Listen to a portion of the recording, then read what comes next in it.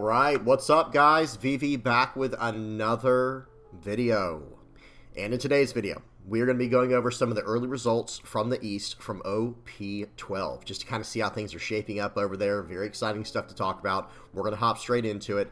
I will have everything time-stamped in the general description, and I'll have all relevant links and stuff like that in the comments section below. If you guys have any comments, questions, or suggestions, please do not hesitate to put those down in the comment section below, or hop on the VV Theory Discord. Link will be in the channel description. Today's video is brought to you by Nin Garden, and their summer kickoff sale is live. They're offering 10 to 40% off site-wide across the entire store. For a limited time, get a free playmat tube with every Sun God playmat purchase while supplies last. Also, don't forget to use my code, the VV Theory, at the checkout for an extra 5% off. All right, so let's go ahead and hop into this, guys. First things first, let me get this out of the way. We are over on gumgum.gg. Be sure to check out that the website gumgum.gg when you get a chance, and if you just want to kind of follow along at your own pace, because I'm going to be moving through today's deck lists. Once we get to that part, we're going to be moving through it pretty quickly, because look at all these decks to go over. We're not going to go over each one, don't worry, but we're going to focus on some leaders and just kind of, you know, see what people have been cooking up, especially with some of these newer leaders. Okay, so with that in mind, let's go ahead and zoom in here. We're going to check out this this graph real quick, this little pie chart or whatever this is, and we're not going to stay focused on the flagship plus stuff, because there's only been 5 results put in so far out of the 56 decks. Only 5 of them are flagships, because notice here it says 2 deck lists for Lucci, 1 for Betty, 1 for Blurple Luffy, and 1 for Zoro. So we are actually going to, you know, go to the bigger picture here and check out everything that's come in so far. And it looks pretty interesting, guys. Blue Purple Luffy is still seeing the majority of play. But remember, this is just the first 2 weeks of OP12 in the East. So, number 1, people don't have all the new cards yet from OP12. You know, number 2, people are comfortable on Blue Purple Luffy already. And, you know, they probably think, some people might still think Blue Purple Luffy is the best deck in the format. And it might be, right? We'll have to see. And then number 3, you know, people are waiting for other players to figure out other decks that are going to win, right? Or maybe players are still trying to figure out what's going to win and you know, how things are going to go. So there's a lot of reasons. It makes a lot of sense why Blue Purple Luffy is still seeing like an over-representation in the East, even this early on in OP12. That's just how things work. This was like the best or one of the best leaders from OP11, the previous set, so it just kind of carried over to OP12 until either A, people figure out it's still the best deck, or B, until someone finds out a better deck to run over it. So Blue Purple Luffy seeing quite a bit of representation still. After that is Zoro. Zoro is at 20%. It looks like a lot of people are enjoying this new leader, and it makes a lot of sense, guys. I think there have been a lot of green players out there who've been waiting, basically, you know, begging and praying for the day they could have a mono green leader to play that's not Joribani. So Zoro is filling that spot nicely, and it seems to be a very strong deck as well, with the leader being able to basically attack twice almost every turn. If you want to, you can attack twice pretty much every single turn if there's a target on the board to attack into as well. And it's, you know, it seems like it might be a pretty good deck. We'll have to see what happens. We'll be following closely watching what happens with Zoro as it you know, as things pan out. After that is Lucci. Lucci does very well into any kind of green deck, so hey, if Zoro starts getting better and better, I'm sure we'll start to see more and more Luccis pop up as well. Kuzan, this is one that I'm keeping an eye on. I cannot wait to mess around with this leader once the sim has been fully updated with all the new OP12 cards. I really, really want to try out this leader. I think it's going to be a lot of fun, and I think it has a lot of potential as well.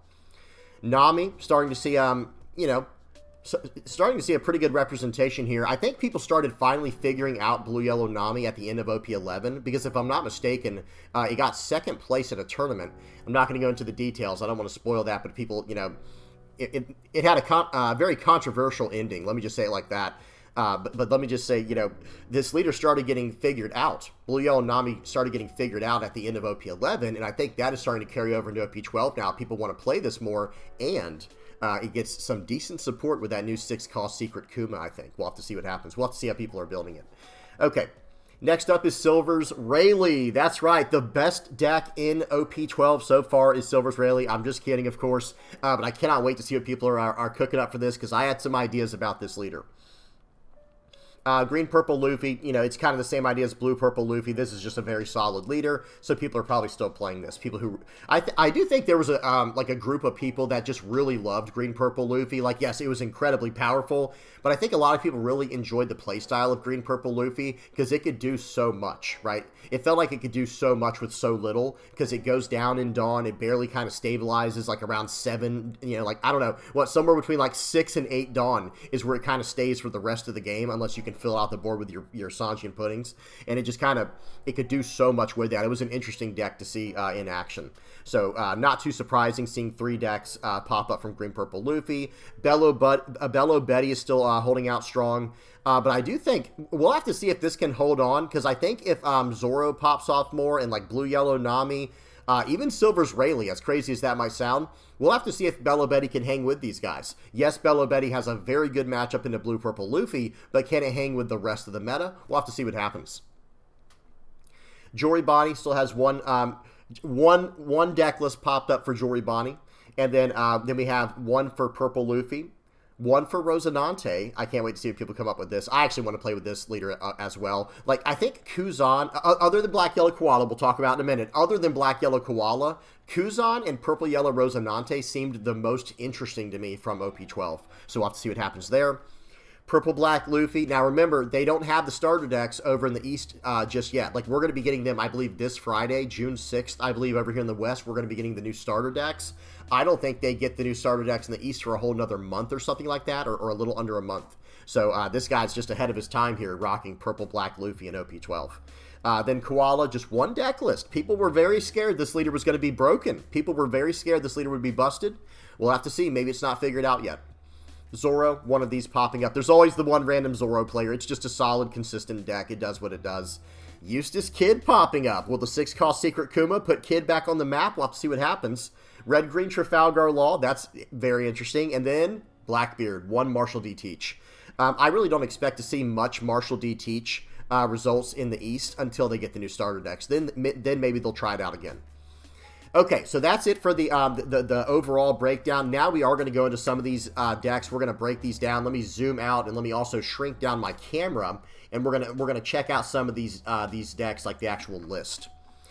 First of all, I guess we will check out Blue-Purple Luffy to see if anything major has changed. Are they running any new OP12 cards? It looks like the answer is no, so we're not really going to focus on this. The main idea with this deck, for those who might not be aware, okay, first of all, look at that price point up here. That's a little scary, right? 4 Bankares, 4 Sanjis. Yep, I can imagine 4 Katakuri. That's pretty expensive right now in the West as well, because it's, you know, it's still in the pre-release prices or pre-sale prices. But yeah, check this out, guys. This list, pretty straightforward. You just want to start slamming down. You're gonna set your top life, or excuse me, you're gonna look at the top 5 cards of your deck once you have 8 or more Dawn, and you're going to set the top cards of your deck where you basically never miss your Sanjis, and you're going to be slamming with Sanji. You're going to be slamming down blockers, ways to remove characters and gain life, or ways to just rush in and run your opponent over. Very, very strong deck. Nothing's really changed here. We won't spend too much time on that. We will check out this Jory Bonnie list to see if they have anything new in here. Okay, and the answer is no. This is just a solid deck list here. This is all available to us currently, even over in the West right now with OP11. I think all this is actually available even from OP10 and before. So this is, you know, this is all very much available to us right now. We won't spend any time on this. Okay, now, first up, we have our first Zoro list. We're going to try to get an idea here. I'm not going to focus on each card. Again, if you want to read what every single card does, guys, make sure to go to gumgum.gg, and that way you can click on each card and read it for yourself, okay? Just give you guys a heads up. We're not going to go through every single new card. We're just going to get a, you know, a rough overview of how these decks are functioning. Now, I will say this. There is a lot of stuff in here that I expected, and some things that I wasn't sure would make it into the actual deck, and this is one of them. So this Zoro card, this character, I do think it's a good card, but I don't know if this will make it into the final version of Zoro, as crazy as that sounds. Not running Zoro in Zoro, yes and no, right? It's not really that crazy if you think about it, because this leader, the leader will always kind of do what the 9-cost character does. Now, remember, these are the early results here. This was just a, I believe this was just a 3-0 list.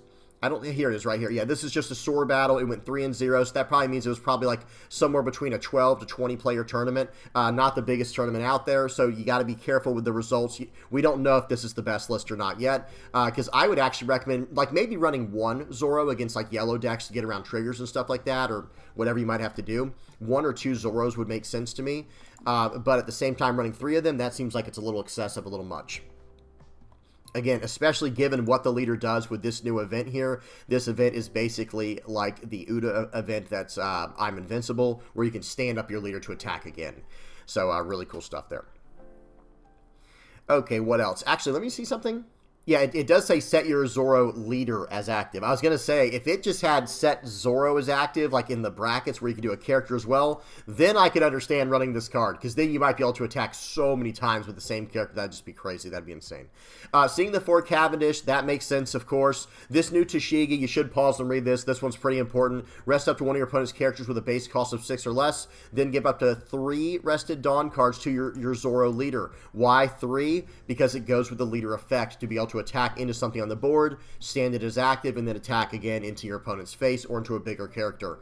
So this Tashigi makes a lot of sense to me. This is not confusing at all. This one makes a lot of sense. And you're going to notice one thing, or you might notice, almost all of these characters are slash characters, because there's a lot of slash searchers in the game now for the leader. This Hiyori searches things up. This Perona searches things up that are slash. And I think there might be, if you're, okay, hang on. And then this character here, if your slash attribute characters with a cost of 5 or less other than this character would be KO'd by your opponent's effects, you may rest this character instead. And he's a blocker. So we have, there's just tons of slash synergy in this deck.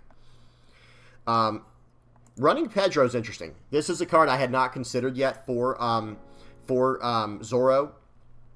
I think someone did mention it, though. The more I'm thinking about it, I feel like someone did ask me to try this in like the stream in the stream chat or something like that. But this is a slash searchable character here, 4 cost 5k blocker with a counter and with extra utility on KO. So good stuff here. Mihawk makes a lot of sense here because you're cheating out 4 cost or lower slash characters. So we have quite a few options here. We do have this new guy, Shimatsuki Kuzabaru. It's going to be hard to remember that one, but on play, rest up to one of your opponent's characters with a cost of 2 or less, then KO up to one of your opponent's rested characters with a base cost of 1 or less. I think the main thing about this card is it's a 2k counter. Where was I going with that? I think I was saying we're going to be able to cheat out some slash characters. We're going to be able to cheat out something like this Kuina. This has activate main, rest this character. So actually, that's not a great target to cheat out with this, because it cheats it out rested. So I don't know, guys. Y'all tell me what y'all think. Why is this card in here? Is it just a searchable 2k counter? I guess it is just a searchable 2k counter because it's a slash type, but we really don't want to cheat out something like this card. You know what I mean? So I don't know. Who knows if this will make it into the final version of the list or not? We'll have to see. Tell me what you guys think in the comments section below. But this card is very good, Kuina. It has activate main, rest this character, and rest up to one of your opponent's characters with a base cost of 4 or less. Then give up to 3 rested Dawn cards to your leader. So let me say this right now. This Kuina and this Tashigi are they're the cards you want to see with this new leader Zoro. Because they come into play, you do their effect, and then you give 3 Dawn to your leader to do his effect into the board and then into face. Very, very high value play.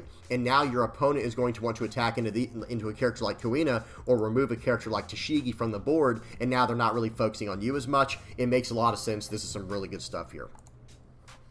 One more card I do want to mention before we go on to the next list. We are going to spend some time on the new leaders, guys, so we can kind of see what's going on, see what people are cooking up. This is the new Demon Aura 9-sword style Asura Blades Dead Man's game. It's like the new Hody Jones effect on an event. It's basically pay 4 and rest up to a total of 2 of your opponent's characters or Dawn cards, and then pay 1, 3k counter for your leader only. So really, really good stuff here. Everything here makes sense, especially the Cavendish, getting extra value from that. Yeah, the deck's coming together pretty well. Now, let's see. Let's go to the... let's sort by Zoro real quick. I'm going to type in Zoro here, and we're going to see, like, all of them and just see which one had the best results. Some of these have the spicy, like the, you know, the pepper on there to show, like, it's a spicy deck list. We'll check one of those out first. Let's see. Okay, yeah, this now this is more what I expected. Instead of running the 9-cost Zoro, I feel like this is just the better option to go for what you're trying to do with this leader. Because think of it like this, guys. When you're playing out the 9-cost Zoro, that was your entire turn unless you had a Cavendish on the board. So it's like, no, I think I'd rather just play out an 8-cost, 8,000 power blocker that gives me 4 more Dawn to stand as active to work with for the turn. It says on play, set up to 4 of your Dawn cards as active. Then you cannot play character cards with a base cost of 7 or more during this turn. Okay, no problem. What we can do, though, is play out this card right here. Think about if we go second, guys. Imagine this curve where, you know, turn 1, I guess we play out one of these searchers. Into turn 2, play out Kuina. And, you know, attack into their board with our leader with that effect. Turn 3 on 6 Dawn, play out Cavendish and do more attacking with our leader. Because think about it, 6 Dawn, we play out Cavendish for 5, we get 3 Dawn back, attach 3 to leader, attacking the board, attacking the face. Massive synergy there. Into turn 4 on our 8 Dawn turn, play down this card to get 4 Dawn as active, attack in with Cavendish to get 2 more Dawn as active. We have 6 Dawn left for the turn to play with. That seems brutal. Imagine if we then combo that with something like Tashigi. Guys, that's nasty. That is pretty aggressive. That is pretty brutal. Okay, and this is running the East Blue Searcher. Nami, look at 5 cards from the top of your deck and reveal up to 1 East Blue type card other than Nami and add it to your hand. We can search up Arlong. We can search up Hachan. Is this East Blue as well? This is East Blue. This is a 2K counter that's East Blue. Mihawk is not East Blue. So I don't know how much I like this card. I'm not going to lie, but hey, it seems to be working out for this guy. Pretty spicy list here. They got first place with at a store battle, at a standard battle. Okay, let's look at this. We'll save this gold one here. This was at a championship series. We'll save that for last. Regional level events, usually 500 plus players. Okay, we'll look at this very first list here. This one's running Hody Jones, and it's running this new one, 2-sword style Rashomon. You may rest 2 of your Dawn cards and KO up to 2 of your opponent's rested characters with a cost of 4 or less, and it's a 1-cost 3K counter for your leader. And they're also running Demonic or a 9-sword style Dead Man's Game or whatever it's called. Really good stuff here. Only one of these, and it is a searchable event, I believe, because I think these search up events, right? Reveal up to 1 slash card or a green event, and then Perona, search up to 1 slash attribute card or a green event. Yeah, so these are all searchable in this deck, guys. That's really, really cool. But yeah, I'm liking this a lot more. I don't know how much I love the one of Doflamingo. I guess it's just one spicy tech card they can run. Doesn't seem too bad. But this card right here, the Mihawk, makes a lot of sense. Big fan of this one. You know, the Cavendish. Okay, and this is running a card from OP12 as well. The Zoro. It's a 4-cost 5K with a 1K counter. This card in your hand cannot be played by effects. But if your leader has the slash attribute, this character cannot be KO'd in battle by slash attributes. And gains plus 1,000 power. So you can't cheat it out with the 3-cost Mihawk, I think is what they're trying to prevent you from doing. But not bad. I mean, 4-cost 5K with a 1K counter, and it could potentially be a 6K. Seems good. Okay. Alright, so that's it for Zoro. Zoro looks pretty good so far, guys. I have to say, let me go back to OP12 now. Let me go. Okay, did that reset it? No. Let me just erase this and see if it fixes everything. There we go. Okay. Oh, we forgot to check out the last list. Hang on, guys. There was one more Zoro list we had to check out. That's too funny. Okay, let me go to Zoro and check out. So this was the one that was probably with the best results here. Oh, interesting. Running the 6-cost 7K Neko Mamushi, the 2K counter. And that's a slash searchable card.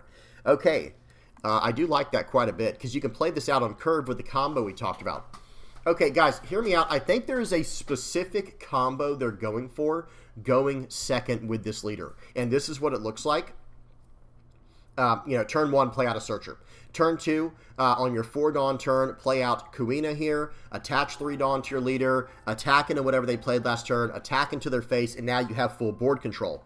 After that, turn 3, play out Cavendish, attach 3 to your leader, and smash into their board again. Right? If anything is sideways, smash into it, and then smash into face.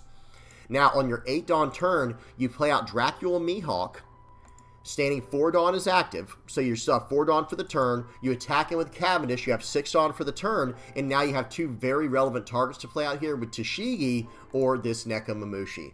I'm a big fan of that. That seems really, really good, guys. We'll have to see what happens there. Man, that is awesome. I'm not going to lie, that is really, really awesome. I wonder if Smoker will ever find their way into the deck. I think that could be interesting. The one that has the 5-cost 7K, because then you can stand more Dawn as active. It has more options there. We'll have to see what happens. But anyway, really good looking. Like this list here looks really good. Really good stuff here. Okay, now let's go ahead and go back. Let's go to, we're going to check out all the decks now, or we're going to check out the next OP, well, actually, we'll just keep going in order. Lucci, we will check this out. This was at a championship level event, and it looks like he got first place. I was going to say we're going to hop straight to the OP12 stuff, guys, but, you know, we'll, like the OP12, the new OP12 leaders, but we're going to just go in order. Yeah, this is just a very generic style Rob Lucci here, and it looks like they have a lot of activate main support with Laboon, Uda, and Jack, so that they can try to deal with any kind of Blackbeard matchups in the, you know, that they might run across. It's got Brooke in there, it's got Rebecca, it's got Shirahoshi, Kuzan. Yeah, this is a very standard list now. Nothing really new, though, from OP12. Okay, Purple Luffy. Again, not too much going on here that's different, but it looks like they are starting to incorporate Conqueror of Three Worlds Ragnaroku. This is a 5-cost Dawn -1 to KO and 8 or less. This is probably to deal with other Charlotte Katakuris out there, right? That's probably the main idea behind this Ragnaroku, and it also hits like 8-cost Eustace Kid and stuff like that. Seems good. Pretty solid effect there. What else? Yeah, everything else in here is pretty straightforward. We're just going to keep on moving on to the next list. Green Purple Luffy, I expect this one to be just about the same as well. Now, they have started to incorporate the Dead Man's Game into here. It makes a lot of sense. This is just an incredibly high utility card here. It's like a 4-cost Hody Jones, like I was saying with Zoro. Still running 1 Electrical Luna. Makes sense. Everything here seems good. Okay, let's keep going. Next one, we already checked out Lucci. All right, here we go. Kuzan, on to Kuzan. This is one I can't wait to get my hands on. Check this one out, guys. Look, it's only $6 for this list, guys. I'm just kidding. Of course, we don't have the cost of these cards like in the market just yet, I don't think. So that's why it seems so cheap. But I will say this, looking at it, there's only a single SR in the whole deck, guys. This might be a very, very cheap list here. This might be a very, very cheap list. Just a bunch of rare events here, and then just, is this a SR? It doesn't look like it. I think this, yeah, this is just an uncommon.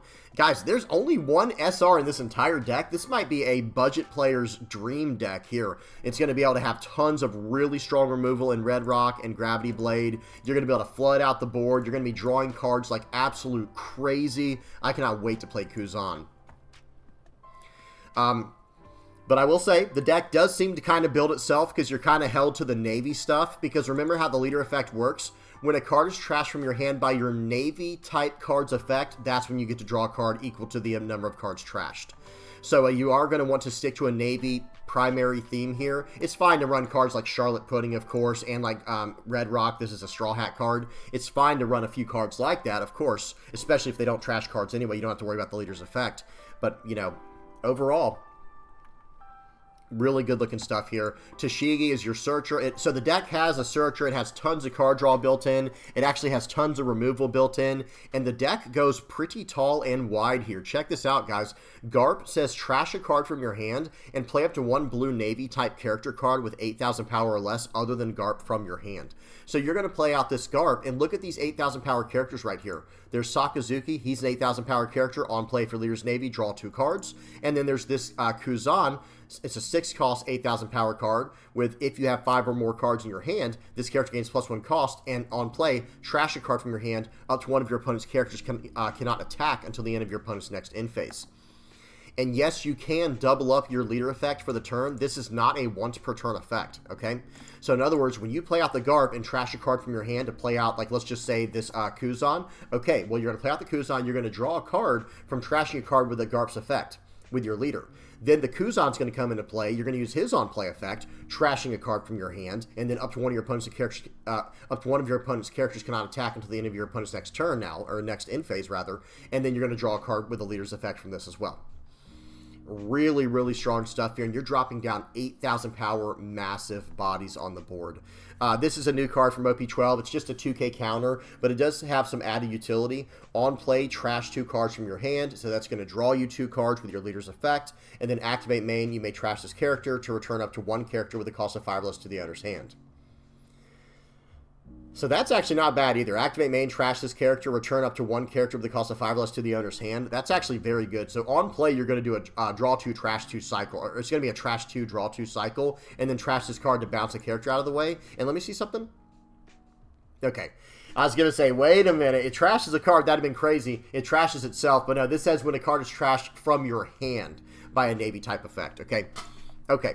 Good stuff there. Now, this is a card you guys might want to be able to snatch up now if you're still waiting for OP12 to come out. This card's been available since OP06. It was always a pretty lackluster 2K counter for the most part. This Suru, it's a 5-cost, 4,000 power 2K counter that has on play trash 2 cards, and then your opponent returns one of their characters to the owner's hand.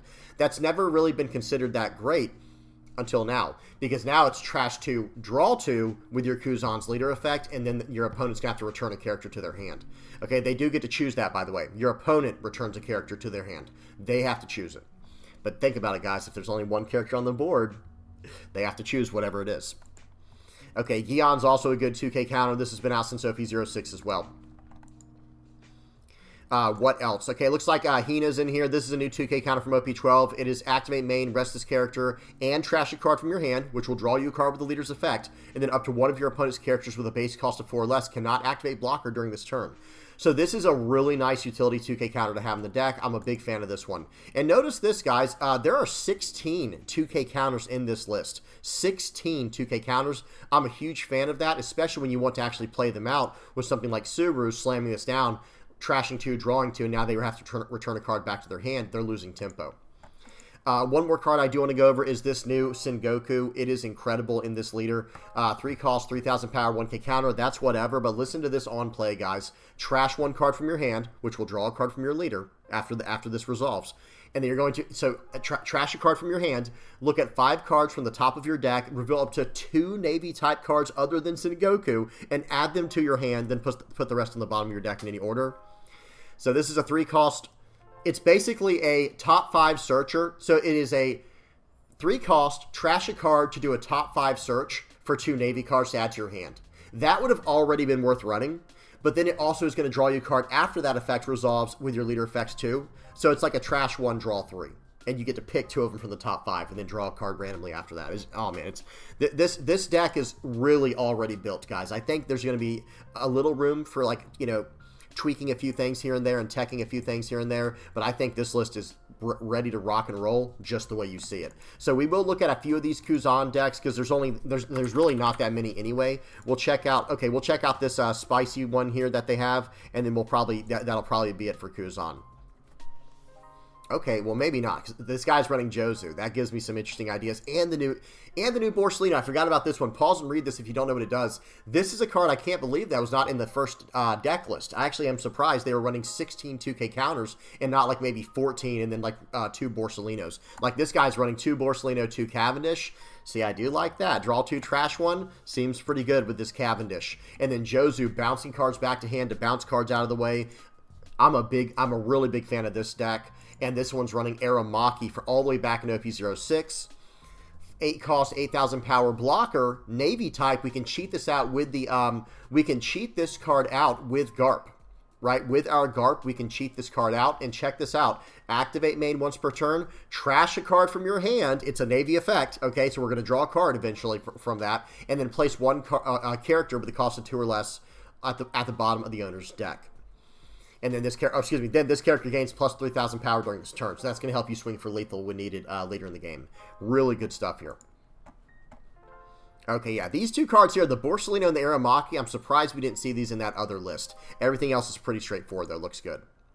Okay, we're going to look at the rest now. There's only 2 others to look at. We'll look at them real quick. Okay, this one looks almost exactly the same as the original one. Okay, but they're running the 1 cost blocker Trafalgar Law, and they're running this Rosinante from OP12. It's a 1 cost, 1,000 power, 1K counter with on your opponent's turn. If your blue Navy type character would be removed from the field by your opponent's effect, you may rest this character and trash 1 card from your hand instead. And that is a Navy effect, guys. Hang on. If your blue Navy type character would be removed from the field by your opponent's effect, you may rest this character and trash 1 card from your hand instead. So I think he can even use that on himself, right? That seems really good. If that translation is correct, he can use it on himself because he is Navy, of course. That seems really, really solid.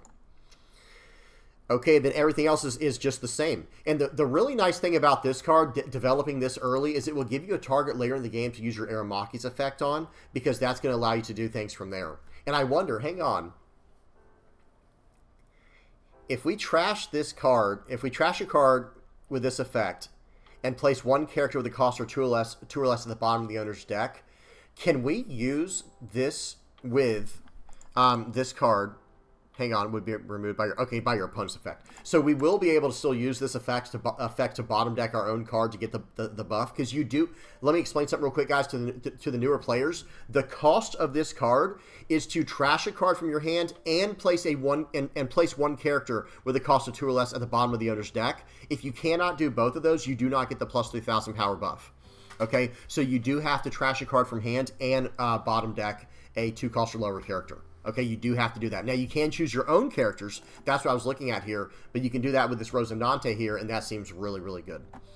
Okay, good stuff there, and everything else is pretty much straightforward. You know, pretty much the exact same as what we've already seen. Okay, one more list to look at here. Let's see if there's anything spicy in here. No, nothing too crazy, nothing too spicy. Okay, so that's Kuzan. Good stuff. We went all the way back to the front screen there. Let me go back here. Okay, I just gotta... There we go. That's Kuzan. We've gone over green-purple Luffy, blue-purple Luffy. We've gone over Zoro. Rosinante. All right, here we go. Let's check out the new Rosinante lists going on here. Okay, and it's about what we would expect, right? Because understand how the leader effect works. If your Trafalgar Law would be KO'd, you may add one card from the top of your life cards to your hand.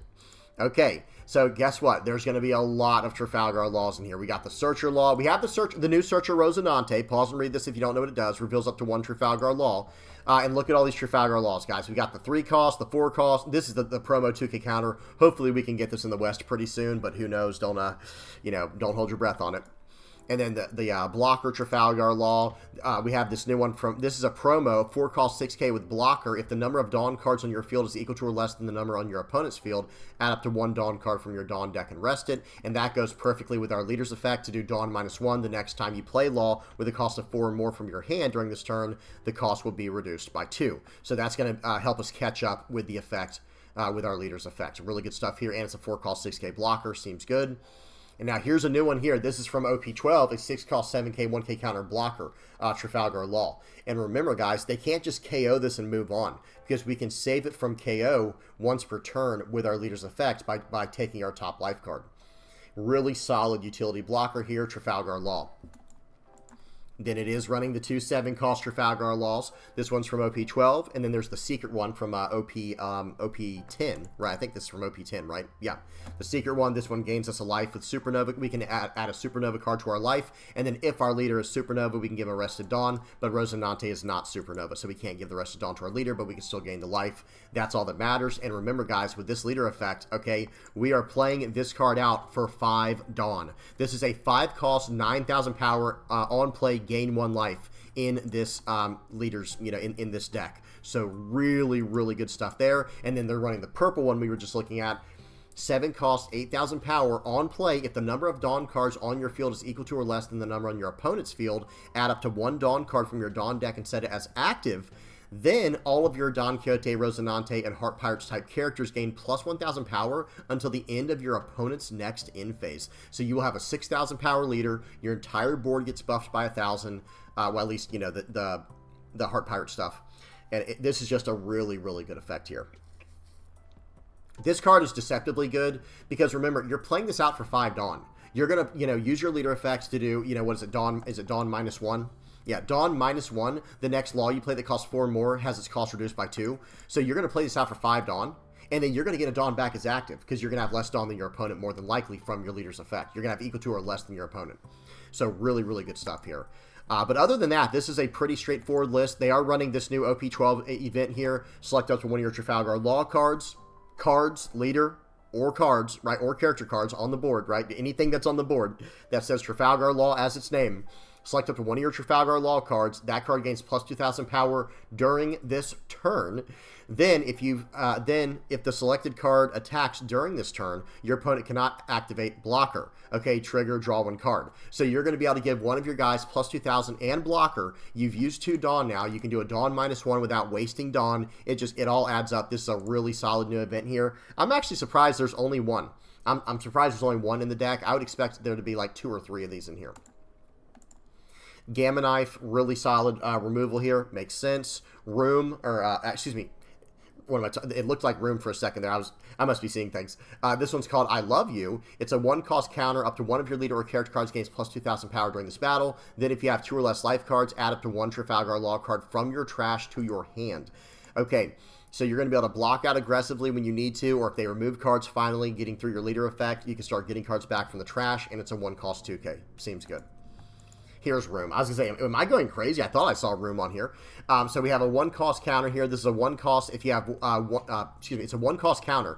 If you have 1 or less life cards, up to one of your leaders or character cards gains plus 3,000 power during this battle. Then set up to one of your characters with a cost of 5 or less as active. If this was a 5 or less, guys, oh my goodness gracious, it'd be so perfect. But either way, you can still stand up some of these other cards here. Pretty much everything else in the deck you can stand up except the 6 cost here, and then, of course, the 2 7s. Really good stuff here. Hang on, I keep clicking on that for room.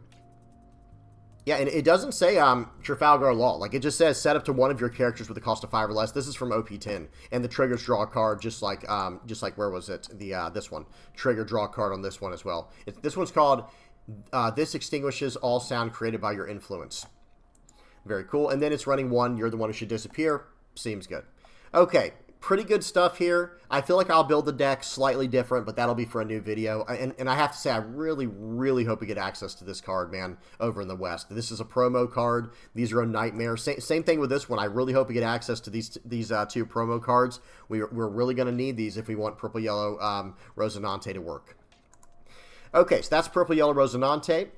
Let's keep moving. We've gone over these leaders. All right, Nami. Blue Yellow Nami. We're almost to Rayleigh, guys. Hold your horses. We're almost to Rayleigh. Calm down. Guys, calm down. Quit freaking out. I'm just kidding. Okay, so Blue Yellow Nami. Oh, man, look at how awesome this looks, guys. They got the 6-cost Kuma, the 7-cost Odin. They've got the 8-cost Luffy and the 8-cost Eustace Kid. And remember, guys, as long as you have 1 Dawn attached to your leader, there are no bricks in your hand. Well, I mean, there still are technically. You know, you can only use the leader effect once per turn, but it lasts for the entire turn. But, man, this looks awesome, guys. This Nami list looks so good.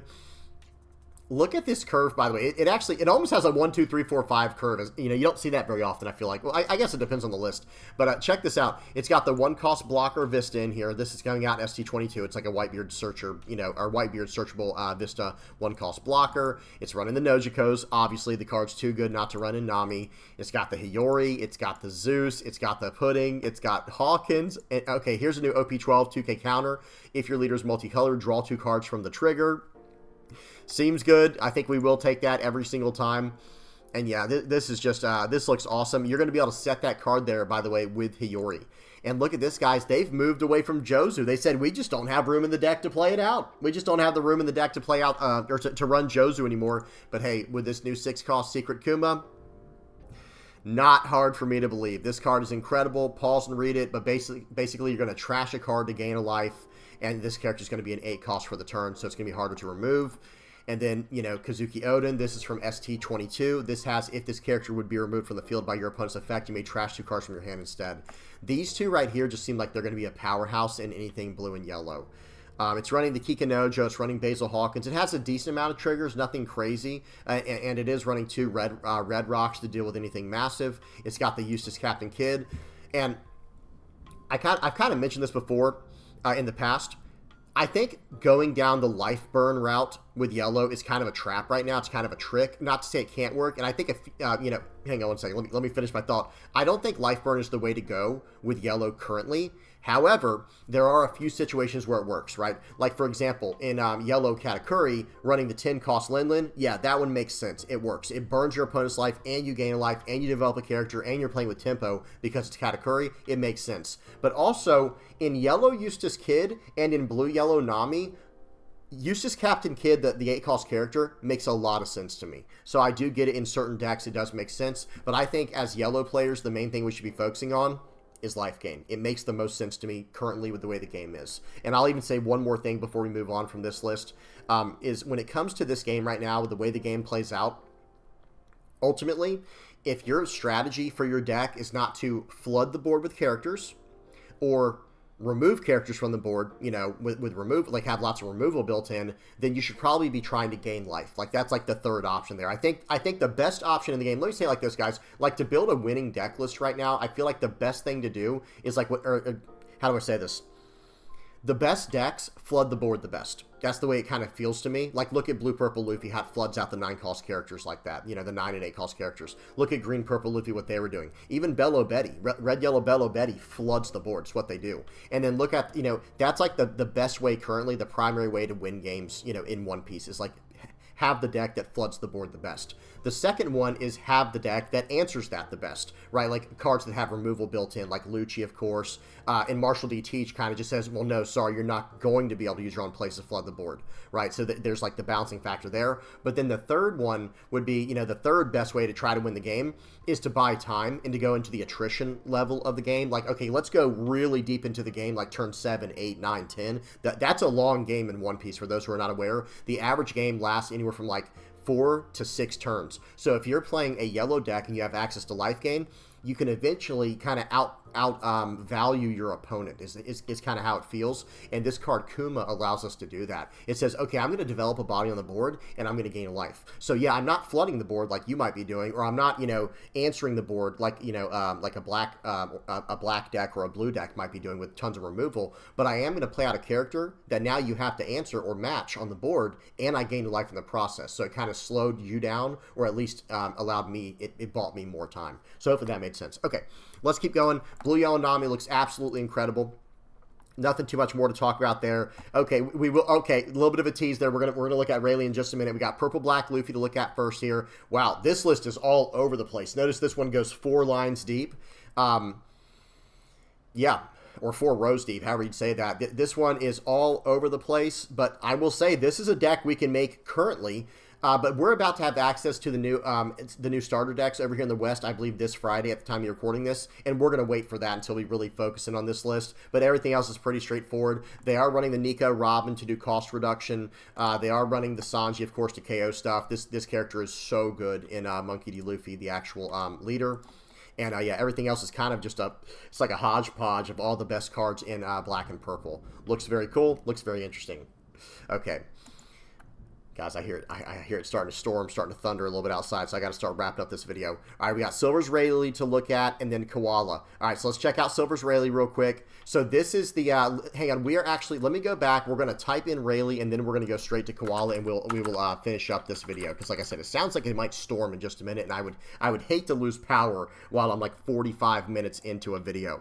Okay, we're going to look at the, we're going to look at every one of these, I'm not going to lie. So for Silver's Rayleigh, it looks like they do want to run Makino because there's a lot of one-cost searchers they can run, like Shakuyaku here. Pause and read this if you don't know what it does. It's a top 5 searcher for Luffy or for red events. And then Buggy is a top 5 searcher for events. And this character cannot be KO'd in battle by slash attribute characters. So really cool stuff there. Okay, now let's talk about the new cards real quick. Boa is a 2-cost, 3,000 power character that has on-play top 5 search, so a lot of searchability in this deck, a lot of card draw, and you know, cycling and fixing your hand. It can search up a Luffy or a red event, and then listen to this activate main though. Activate main, trash this character, and give up to 2 Rested Dawn cards to your leader or one of your characters. This new Boa is incredible for Silver's Rayleigh, because what you're going to be able to do, so play out the Boa, and then, you know, do a search and pass the turn, right? Like, let's just say we're going second, you know, turn 1, we're going second, play out Boa, top 5 search, pass the turn. Next turn, we're going to be able to reveal 2 events from our hand, smash in for 5, you know, buffing our Boa, swing in for 5, and then swing in for 5 with our leader, play out our cards for the turn, and we're going to be able to just trash the Boa and give Dawn to other characters, like maybe play out this Jinbei. You may reveal 2 events from your hand. This character gains rush during this turn. This is on play. Reveal 2 events from your hand. This character gains rush for the turn. Then this character gains plus 1,000 power until the end of your opponent's next end phase. So imagine... So, excuse me, here's how this turn will actually go. Check this out, guys. This is kind of interesting. It's kind of cool. So, you know, turn 1, playing out Boa. Turn 2, use the leader effect of Rayleigh to swing for 5 with Boa, buffing her, you know, by 2,000, swing for 5. Attach a Dawn to Rayleigh, swing for 6 with Rayleigh. Then play out Jinbei for 3.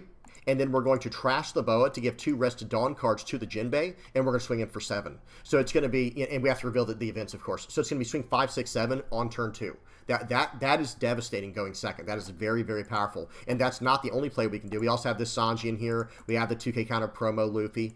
We have this new 4-cost Luffy coming out, and this is another great turn 2 play for us. Instead of like the very aggressive combo I just said, we can develop the board with a card like this Luffy here. If you have a total of 2 or more given Dawn cards, this character gains plus 2,000 power. So again, going back to what Boa's doing, we can give Dawn cards to our other characters to buff this character. We can give 2 Dawn cards to other characters to buff this character. And let me see something. Can this give to the leader as well? Yeah, this can give 2 Rested Dawn cards to your leader or one of your characters. Really, really good piece to the puzzle here that was missing. I think this card is very important for making Luffy work. And there's another card that I want to add that I saw in another list we'll talk about in a minute that gets more value from a card like that. But check this out. This Luffy here, if you have a total of 2 or more given Dawn cards, I call it attached. If you have 2 or more given Dawn cards, and they can be given or attached anywhere, this character gains plus 2,000 power. On play, reveal 2 event cards, and then play up to 1 red character with 3,000 power or less from your hand. Then give up to 1 Rested Dawn card to your leader or one of your characters. So guys, the #1 target will of course be this, but we can also play out the Boa. We can play out this Luffy. It can do a lot of things, a lot of cool stuff here, or one of the other searchers. Really good stuff here. And then we're running a ton of events here. We are running To Never Doubt, That Is Power. This is a main. You may give 2 active Dawn cards. It's a 0-cost event with a counter. Okay, with a main and a counter. Check this out. The main effect is you may give 2 active Dawn cards to one of your Silver's Rayleigh, and then your opponent cannot activate blocker when the card given these Dawn cards attacks during this turn. Okay, so it gives your leader unblockable, or the counter is up to one of your characters or Silver's Rayleigh gains plus 2,000 power during this battle. So it's a 0-cost 2K counter, so it might as well just have like a 2K counter like on the side like a normal card. You can just do that.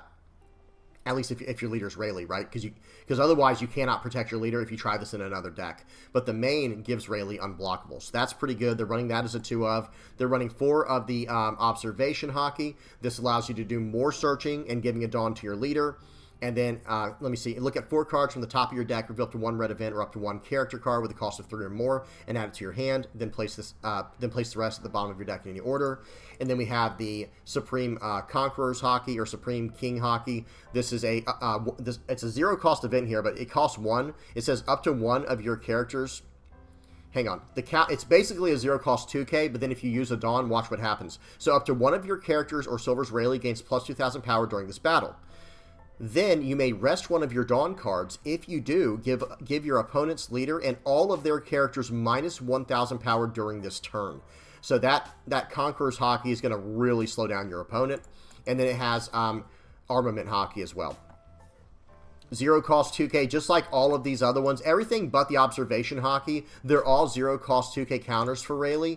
And then on top of that, this one also has the Armament Hockey also has main.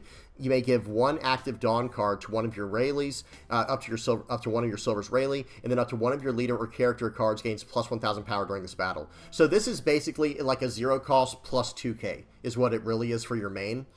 And then the counter's a 2K counter. So really good stuff here. That's why it seems like there's like a lack of 2K counters. It's running 7 like traditional 2K counters, and then it's running these event 2K counters as well. And they're also running 2 Meteor Strike of Love, which is interesting. It's a main or counter. Add 1 card from the top of your life cards to your hand. So you're going to take a life.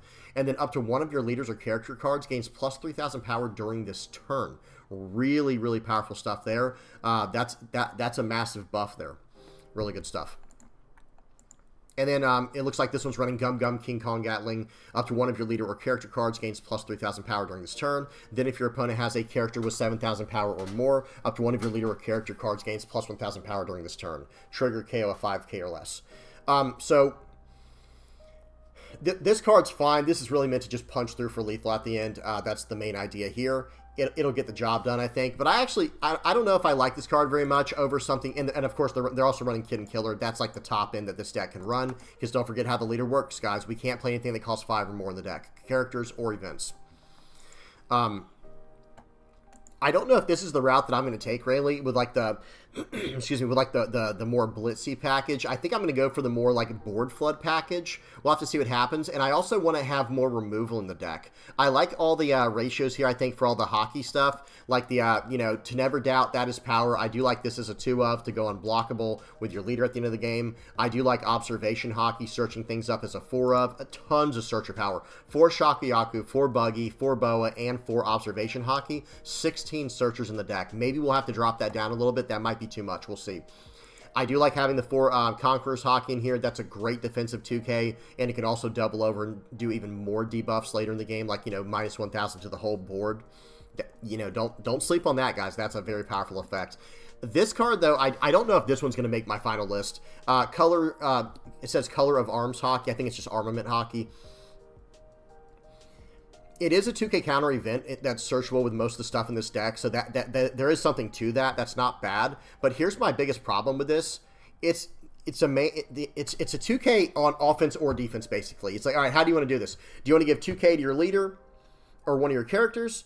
Or do you want to give, I should say 2K spread across your leader or characters, you know what I mean? Because you have to, the activate main says you may give 1 active Dawn card to one of your Silvers, Rayleigh, and then up to one of your leaders or characters gain plus 1,000 power during this battle. So you can get plus 1K there and plus 1K there. I'm just not a huge fan of this one. I'm sorry, guys. I'm like stuttering all over myself right now. But you know, I don't know what to say with this one here.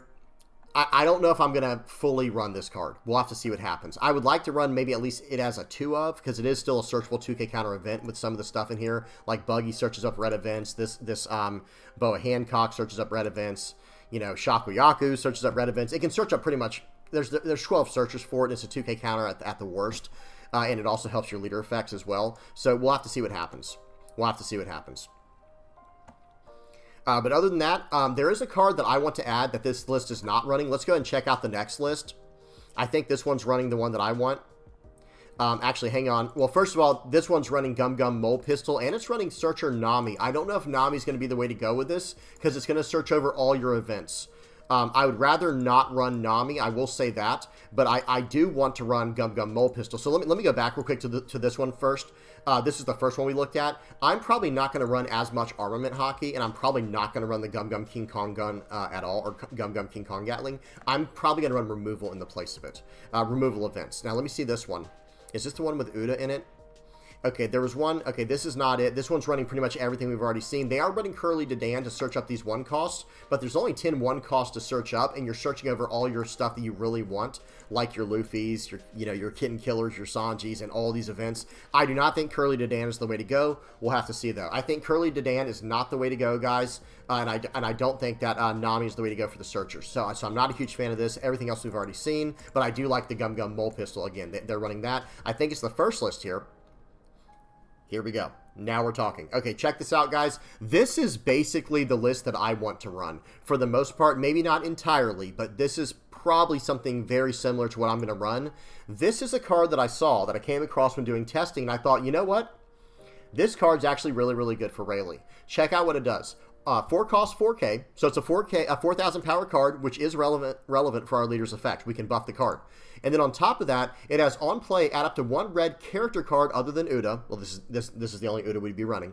So add 1 red character card other than Uda with a cost of 3 or less from your trash to your hand. So guys, that's going to allow us to recycle the Boa Hancock from earlier. It's going to allow us to recycle this Sanji that we just attack in with, and we just let it go to draw cards and keep our hand size good. Okay, no problem. Now we're going to be able to play out cards like this and go from there. So I'm actually a huge fan of this card, and I think it should be maybe a 3 or a 4 of in the list. We'll have to see if we can fit more in here. But this list right here, this is the one that I think is the best of all the Rayleigh decks I've seen so far. I'm a huge fan. The Magra is a little bit too cheeky for what I'm trying to do, giving like the buffs to your characters. I would rather just run like 4 Makino. In fact, I probably just want to run like 2 or 3 Makino, and then 4 Shakuyaku, and then 4 Buggy, and then go with the 4 Boas over here. And I don't know if I want to run this Luffy. I think I might want to run the 2K counter promo Luffy we saw in the others. But other than that, guys, this is pretty much the list that I want to run, that I want to roll out on day one as soon as I have access to Rayleigh. I think this is the best one. Tell me what you guys think in the comments section below. It's also running the Gum Gum Mole Pistol. Another card I would recommend over this card to deal with something like Buggy or Eustace Kid is, I mean, maybe run 2 of these, and then I would also run like 2 Divine Departures. I think I would also run 2 Divine Departures as well, guys. I think it's going to be the right call. And we're going to be able to search it up very easily with the 4 Boas, the 4 Shakuyakus, and the 4 Buggies.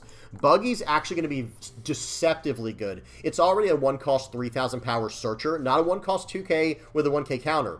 You know, most searchers look like this, guys. Most searchers are 1-cost 2,000 power with a 1K counter for the 1-cost searchers. Buggy is a 1-cost 3,000 power character, okay, with no counter. But it has, this character cannot be KO'd in battle by slash attribute characters. Or, excuse me, by slash attribute cards. So, you know the new Zoro? Yeah, he can't do anything about this. The new Zoro leader cannot attack into this card. It physically can't do. I mean, it can, but it'll do nothing. It can't be KO'd by it in battle. Like, this character cannot be KO'd in battle by slash attribute cards, even leaders. Really good stuff there. So, yeah, that's it for Rayleigh. All right, let's keep going. Rayleigh looks really good. Cannot wait to mess around with that. Mess around more with that.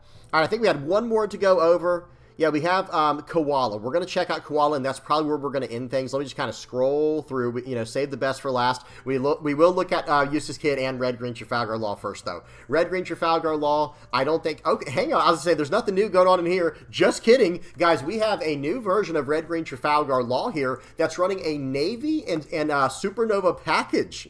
Very, very interesting. Check this out, guys. It's running... Kujiyaku, it's really running a like a Punk Hazard Navy package. It's running Kujiyaku, however you say that, and Virgo for the searchers. These are on-play searchers. And then we have Rosinante in here. It can't search up the Cavendish, though. Hang on. No, it can. It is running Bonnie as well. So we got 12 searchers in here, 4 Bonnies, 4 Kujiyaku, 4 Virgos. We can search up everything. We can actually search up everything, and some things have dual searchability, right? Like our Navy Punk Hazard cards from OP10, those can be searched up by Kujiyaku or Virgo, and then we have some Supernova stuff, like the Trafalgar Law and the Cavendish, that can be searched up by the Bonnie. Okay, and then some of the blocker stuff here. Wow, everything can be searched up in this deck except Otama and Hody Jones. So really interesting, cool list here. I might have to check this one out sometime. This looks really cool. I did not expect to see this, guys. I was like, okay, it's going to be Red Green Trafalgar Law, like someone who just always plays it. Okay, seems cool. Next list. No, this is really cool. Just a 14-player tournament, but still, this is nothing to scoff at. They made something work here when there was players to go against. Really cool stuff there with that Red Green Trafalgar Law list. Okay. All right, next up, Eustace Kid, and then we'll finish off on Black Yellow Koala. Okay. Okay, here we go. Now we're talking, man. This deck looks freaking awesome. This deck looks incredible. This is a Eustace Kid deck here. Everything we've kind of already seen in the deck. They're running Kikanojo. I don't know how much I love this card in the deck, but it does kind of contribute to the curve. Guys, listen to the curve you're going to have in a deck like this. Okay, turn 1 Searcher, right? Or you can go turn 1 Capone Gang Beige, whatever. Turn 2, you have Basil Hawkins or Kikanojo. Into turn 3, Kuma. Turn 4, Law or Eustace Kid. Into turn 5, Ace. That is your going second. You know, your going second curve. Incredible. That is going to be so very, very powerful, I think. And it's running 4 of Gum Gum Fire Fist Pistol Red Hawk. This is the one that says you may rest 3 of your Dawn cards, and if you and your opponent have a total of 5 or more life, KO a 5 or less. I'm surprised they're not just running like 3 of these and then maybe like 2 or 3 of the new event coming out. I think there was a new event coming out. I can't remember the name of it. But it's a 1-cost event that has it's just like this, where it's a main and a counter event, like 1 cost to counter to do a 3K counter for your leader. But then the main is pay 1 cost for the event, and then rest 5 of your Dawn to put a 9 cost or lower character into the owner's life. I'm surprised they're not running that. But yeah, other than that, this deck looks incredible. It's pretty straightforward. We've already seen everything in here, to be honest, but they're just running the Kuma. That completed the curve. I think this deck is going to be ready to rock and roll very soon. I cannot wait to revisit Eustace Kid. I'm a yellow main, guys, so of course I get excited when we have new toys to play with for yellow. You know, cards like this. Okay.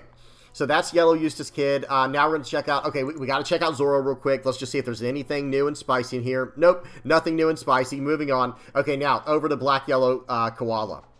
Okay, if I could just find it, we can look at it. It's got to be like right in front of me. Where is this thing?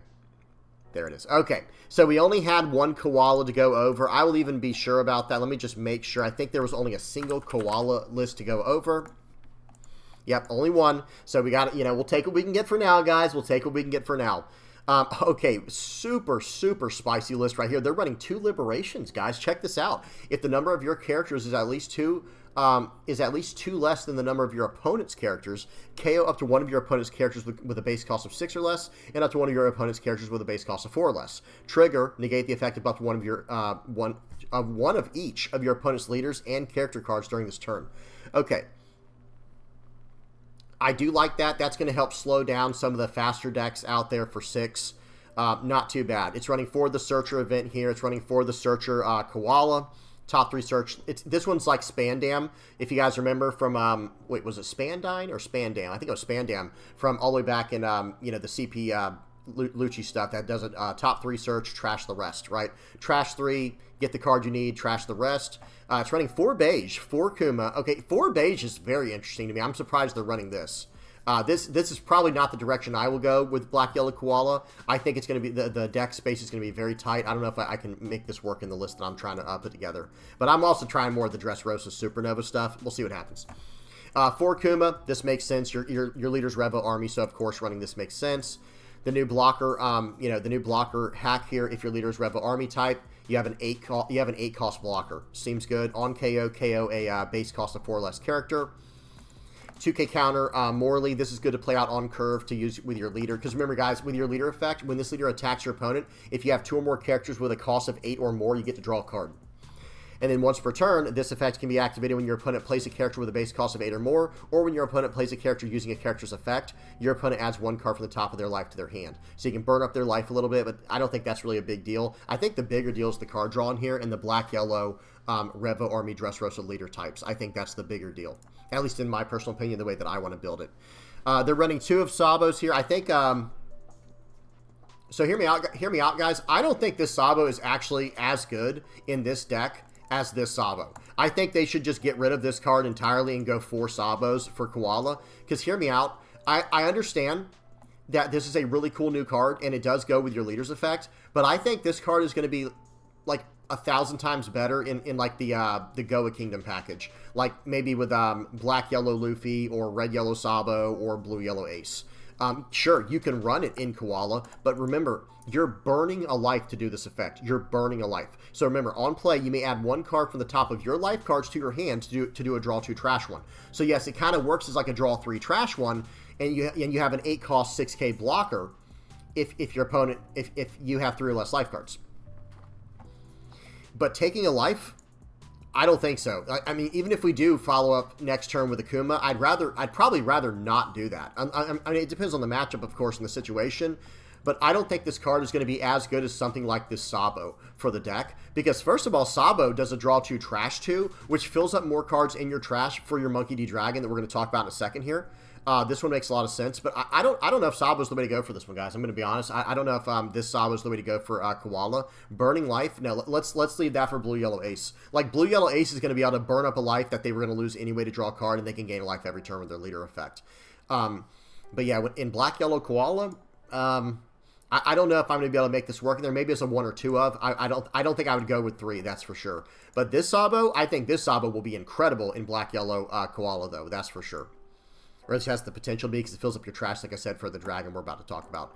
Okay, now, Nico Robin, man, that art is insanely good, guys. I know I've talked about it before. That art is just so good. I can't believe how good it is, guys. The composition, the colors, the look there, just the whole aura, the whole vibe that it gives off is just so good. But Nico Robin, 6 cost 7k. If your leader is Koala or Luffy, this character gains blocker and 3 cost, plus 3 cost. This is a 9 cost 7k blocker. Okay, incredible. And then on play, trash a card from your hand. If your opponent has 5 more cards, they trash 2. This is a great card to have. But, do you guys know what I'm about to say? That's a lot of 6 cost cards. Kuma, I think, goes in here no matter what. He's Revo Army, first of all. This is a searchable card, so of course we're going to search this up. Now, this Koala can search up Robin as well, but the other one I don't believe can. Like, this one cannot search up Robin, the searcher event, but who cares? Just search up Kuma. I think, as much as I love this card in here, I'll probably run this as like a 2-of, to be honest, when I put together my black-yellow Koala list. But I think Kuma's a 4-of for sure. I just don't know if we should be running 8 6-cost characters in this deck. I don't know. Tell me what you guys think in the comment section below. Kuma, no-brainer. Pause and read it if you don't know what it does. We've been talking about this card all day. This card's, this entire video. This is a great card. Dragon. Let's spend some time talking about this because this is really what's going to make this deck pop off, if it will. This is an 8-cost, 8,000 power character with on play, place 3 Rebel Army type cards from your trash to the bottom of your deck in any order, and then if your leader has the Rebel Army type, play up to 1 character card with the cost of 6 or less from your trash. Play up to 1 character card with the cost of 6 or less from your trash. So it doesn't matter what color the card is, it doesn't matter what type the card is. The only thing that matters is returning 3 Rebel Army cards from your trash to the bottom of your deck. The card you play from there, it just checks if your leader's Rebel Army, that's, then you can play whatever character you want that costs 6 or less from your trash. This card is going to be very good, I think, and you're going to be able to cheat out, cards like this Sabo, cards like this Nico Robin, cards like this Kuma. Maybe that's why we're running so many 6-cost cards in here. Okay, I will say, all of a sudden, it makes more sense. Now let me say this. Now, after thinking about that right there, I will say for sure I would drop this card out of the deck and go up to 4 Sabos so that I can just do the draw 2 trash 2 as consistently as possible while keeping my life as high as possible. So that way I can dump cards like Nico Robin into my trash. So let's just say my turn looks like this. Going second makes it a little bit harder to do, but let's just say we're going first. Let's say we're going first with this list. So that way we go turn 1 Koala, fill up our trash, search for what we need. Turn 2, we need to put a 3-cost in the deck, guys. I really think there needs to be a 3-cost in here, like the new 3-cost Ivankov. It's a blocker that trashes cards when it comes into play. And then on our 5 Dawn turn, play out Sabo, filling up our trash. Again, cycling our cards. Next turn, play out the Nico Robin or the Kuma, whichever one we could afford, or whichever one we had in our hand. And then next turn on our 9 Dawn turn, play out the Dragon, doing his effect to pull out another Kuma or, a Nico Robin or whatever. And then we have a very strong board presence. Hopefully we were able to gain life along the way and go from there. Eustace Captain Kidd. No thanks, guys. I will not be running Eustace Captain Kidd more than likely in Koala unless someone finds some broken interaction with it. It just doesn't line up the way I want for it to. Again, life burn in yellow. I think it's a trick, guys. I would rather run 8-cost Katakuri to get a card out of my way and get a card into their life because it's just going to get burned up later in the game anyway with our leader's effect. I don't think we have to double up. Let me say it like this.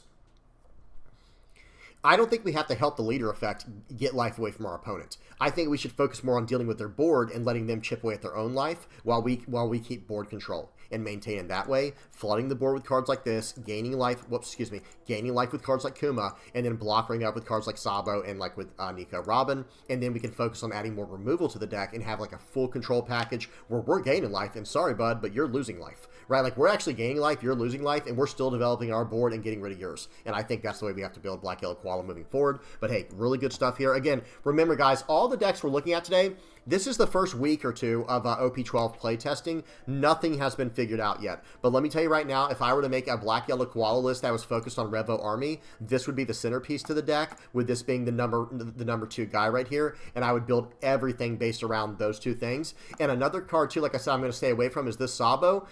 And I wish they had actually got the 5-cost Karasu in here. There's a 5-cost Karasu that's out for OP12 that says when attacking, trash a card from your opponent's hand if they have 5 or more cards in hand. And it counts as like an 8-cost character. I would much rather run that over this Sabo. And like I said, I think this is a 4-of in this deck because you want to fill up your trash to benefit this character's effect. Stussy, this isn't terrible in here, but what are we trying to get rid of? Just this Koala? I understand it's just a 1-of. Maybe this is just this player's favorite card. Sometimes people will do that, guys. They'll add a 1-of to the deck of just their favorite card. Sometimes it's a 1-of because they think it can just win them games. Stussy, I guess, technically can win you games, that's for sure. But I don't know if I really care for this card in the deck. I don't know if this is the direction I will go no matter which way I take it. But I do understand you can trash something like your Koala and go from there. What else? The Port Gastiers. Now this I think is more interesting to me because this completes your curve after dropping down some. Like say if you do have to go on your even curve where it's like okay, turn 1 play out Koala, turn 2 play out the Ivankov, the 3-cost blocker I was talking about that they're not running, and then turn 3 slam down Kuma, gaining life, trashing a card to fill up your trash. Turn 4 Dragon, we're flooding the board into turn 5 Ace. Okay, yeah, now we're cooking, right? Like this is something here. I do like this card quite a bit, and I would just drop Stussy for another one of these. And that's about it, guys. That's the whole deck. They are running 4. You're the one who should disappear. Everything else makes sense. And I will say this, guys. I do think that the Dressrosa Revo Army version of Koala will be very good. But I personally think that the Dressrosa Supernova package might be even better. And we'll have to see. We'll have to see what happens. But for the people who really just want to play Black-Yellow Dressrosa, or excuse me, Black-Yellow Rev Army, there will be something there. I just don't know how good it will be. Like what tier? Like will it be A tier, B tier? I don't know. We'll have to see. We'll have to try and figure it out. Okay, I think that's it, guys. Let me see if there's any other stragglers in here we might have missed of leaders we didn't go over. Very excited to mess around with OP12 stuff as soon as it is available on the sim. We do have Bello Betty. We will at least look at this first place list here, but this is completely the same. Nothing has really changed. They're just running Zeus once we get access to that in OP11.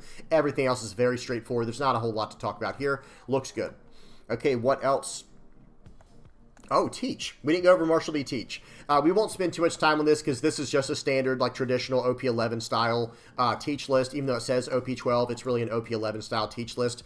I think they're just waiting for the new cards to come out in the starter deck, and they can make some revisions from there. Is that it? Let me see. We've got second page.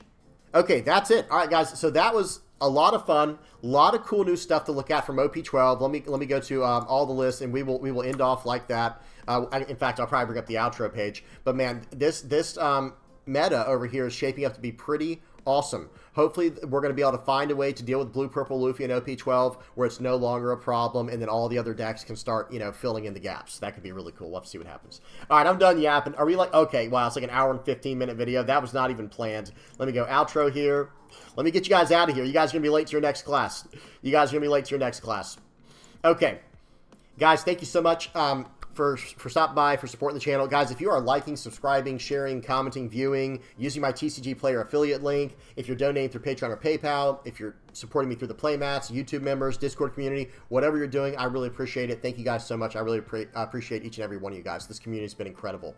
All right, I'm done yapping. Please tell me what y'all thought about this early meta for OP12. Are you guys as excited as I am to get into a new meta for OP12? I cannot wait to get my hands on those cards. I know it's a ways away for us over here in the West. I think it comes out in August or something like that. Someone help me out in the comment section below if I'm off on that. But I think it's going to be coming out.